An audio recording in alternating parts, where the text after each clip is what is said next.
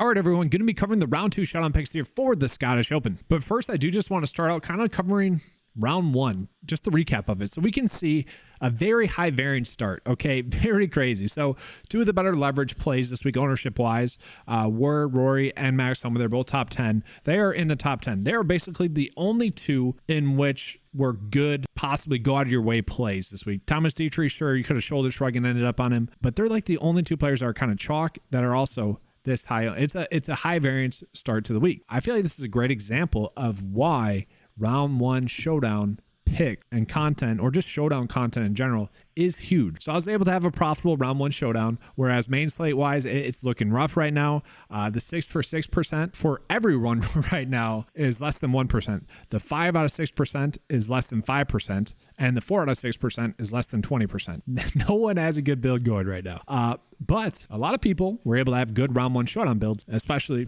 using these constraints. And I mentioned this a bunch. I don't always get the chance to do the coverage, but that's why I have the content out there. That's why I have the tools out there for this, okay? All you gotta do is 3 unique players, 35% max exposure. Player groups, I went and targeted the AMT times, and I put them all in a group of about the top 25. And these are the exposures that spit out to me. Okay, Rory at about 35%, which is great. And then it also gave me the low round golfer, Benny, at about 20%, okay? Able to have a profitable day because of that. And the point I'm making is like, guys, we spend Monday, Tuesday, Wednesday covering this. I spend hours a week, each week with the data, simply so that we can play it one lineup for 4 days. Not one lineup, but one contest for 4 days worth. No, we need to take advantage of the Showdown content that's out there, okay? Now, I didn't win a massive profit here. You guys know last week I was able to take a Showdown. Here, I literally won 0.8, or I profited 0.8 units. Whatever, right? Like, not that big, but still, good result. We'll see if that occurs again in round 2. Obviously, we'll touch on the weather and whatnot. But I do just want to touch on this again. Like, this is pretty crazy. And I went ahead and just added this down here, just kind of showing you guys just how crazy this is. So let's just go to the top 10 for place and see how they're doing. So the salary and model are basically essentially the same in terms of who's doing well. This is on average. But we do see the leverage rank. This is why I laugh. Like the ownership leverage tool, you mostly gain edge basically every single week, about 7 spots on average. Right now, it's currently about 9 spots better on average. Okay, take advantage of it. It got like 7 likes this week. I don't know, crazy. And now let's just take a peek at how the chalk is doing. We can see we have a lot of potential miscuts here.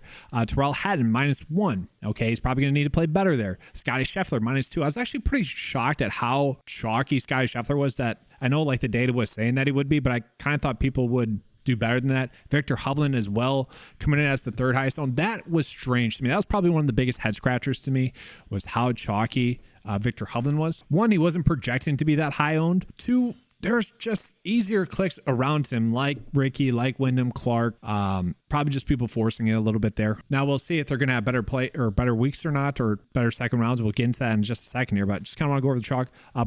Bjorn, whatever, Alexander here, who was chalk for a good reason, clearly mispriced. He is +1. Started off his round pretty well and then kind of got bad from there.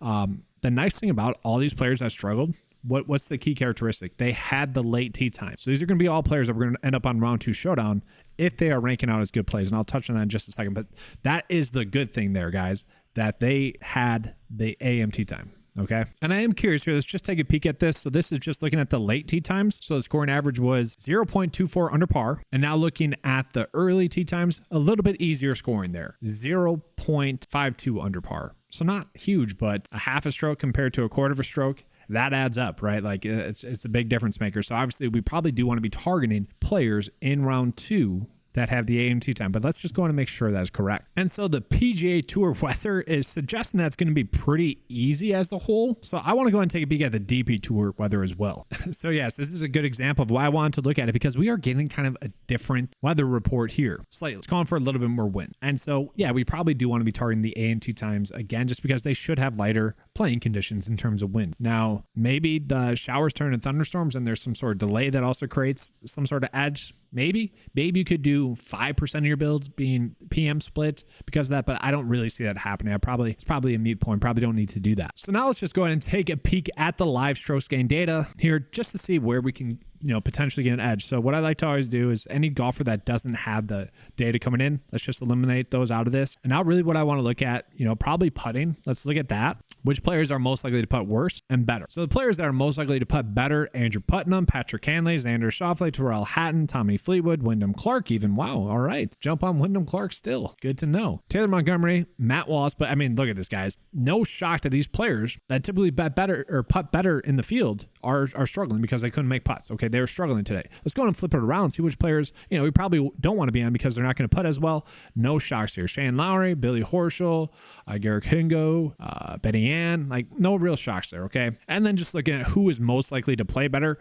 For the people that were on Victor Hovland, he would be number one in this regard. Cantlay, Jordan, Connors, Scott. Adam Scott is so frustrating because his bad weeks are typically because of one bad hit, really. And then that turns into a really bad hole. He had a triple bogey on the easiest hole on the course, I believe. Like, what the heck? That is like typical Adam Scott stuff there. But we kind of get the sense of maybe who we should be looking at. Let's go ahead and further this by looking at the showdown data. So we're going to get into round two, select round two. And so what we're going to look at real quick is just looking at regression. Which players are most likely to play better than they did in round one? So Victor Hovland, number one. Okay, and this is kind of correlating a little bit with the data that we had just now. So Victor Hovland, Patrick Cantlay, Corey Connors, Alex Smalley, Doug Gim, Jordan Spieth, Adam Scott, Tagala, Aaron Rai, Kevin Yu, which I would say probably not. Kevin Yu he's been playing really good golf statistically this season when he has played, but this is not a course in which we really seen him play this season, so probably not looking at him in that regard, but just kind of interesting to look at it that way. Then let's flip it around. A lot of these DP Tour players that we don't have that much data on, obviously they're going to be popping up in there, but it just kind of goes to show you exactly the week that we have right now. It's a pretty crazy week, so I do think we can expect a lot of those big name players that struggled in round one that they should play better in round two. But this is kind of echoing a good example of why on the 9 to 5 write-up, I specifically wanted to call out that this was a red week. We were not going to be attacking the Scottish Open because it was very much risk reward this week. And sometimes that's what it takes, is knowing when it's going to be a rougher week. So we'll see if that works out. And for what it's worth, the Barbasol Championship spot on, I actually did attack that a little bit more than the Scottish Open. So fingers crossed, we can have some big lineups there. All right, so now let's just go ahead and take a peek at who the top round two showdown picks are going to be. Tommy Fleetwood, Xander, Patrick Cantlay, Alex Smalley, Terrell Hatton, Wyndham Clark, Sky Scheffler, Shane Lowry, Victor Hovland. Okay, we kind of get the sense of that, right? Those are the players that we want to be using and attacking with. But let's just go ahead and take a peek at by tee time. We are going to sort by late tee time because this is still updating as I'm recording. This should update at the end of the day, but now we get a better sense of which players we want to be on. So what I'm going to do is I'm going to go ahead and put all these players into the based off of that. So just showing you guys that process, all I did was I wanted at least 5 of those players that really had that A and T time. So I just went ahead and clicked in all those players. That's really all you have to do. Save it, get out of that. And so what we have to do then from there is look at which players we want to be going out of our way to roster in this round. So we're going to see a couple of the PM Tee time players are going to be pulling in there. That's fine. Maybe we just limit our exposure to them. Maybe 15% for Alex Smalley. You don't want to completely eliminate a good play like that, a play like that that's popping, but normally you don't want to go too crazy with it. So now I'm just going to generate it just to make sure it spits out kind of appropriately which players I want to be on, and maybe we can make some adjustments. Okay, so we can see it's really favoring Austin here. Maybe we adjust that before we do any sort of max cap exposure. We'll see. Maybe Wyndham Clark, maybe Shane Lowry. It's just a good kind of indication of which players it's kind of pulling in. But let's go ahead and do that. Player groups, we already did that. Rules, we want to do 3 players, 3 unique players, 35% max exposure. This has been successful for me. This is how I've won 2 GPPs in the last month. And so now we're kind of getting our proper exposures. Now it's really up for you guys to decide if you want to make any slight adjustments here at all. You can. I probably want to be on Adam Scott and Sky Scheffler a little bit more, full disclosure. Maybe even Ricky Fowler a little bit more.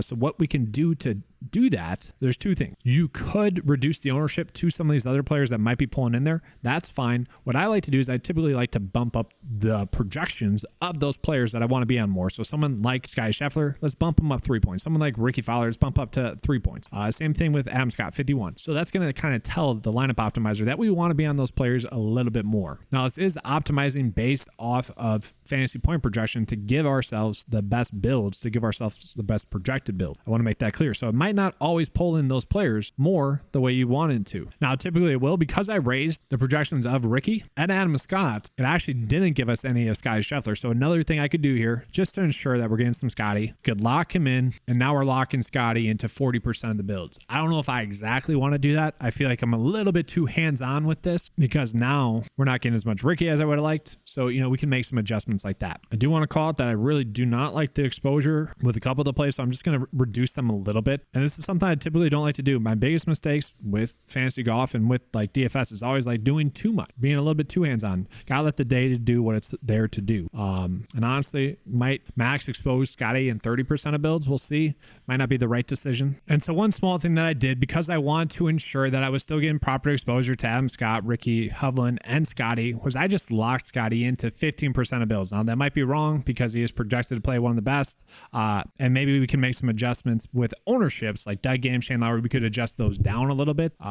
But once again, I typically like to let the data do what the data wants. If you guys see something that's an obvious error, obviously you can make that slight adjustment. And then just real quickly, taking a peek at the average odds right now that we have. So Rory coming in as the odds-on favorite to win. That's not really a shock, I would say, to anyone. And then Benny Ann, then Scotty, then Ricky, then Homa. If Homa wins this week, I'll be a little tilted because I was deciding whether I wanted him on my betting card or not. I ended up just cutting him off, so that'd be very tilted. But just a very interesting week in that regard. You could probably jump on a player like, let's say, Matt Fitzpatrick, who didn't play terrible, but like these are some really good odds on someone that could jump up in there. Same thing with Terrell Hatton, same thing like Wyndham Clark. Like these are good round 2 showdown plays. It wouldn't be shocking to see them go out and have a really good round that puts them into contention to win. But that is all for this video. Hopefully you guys enjoyed it. If you did, you know what to do. Give that like and subscribe. Let's have a good slate. And as always, let's keep cashing.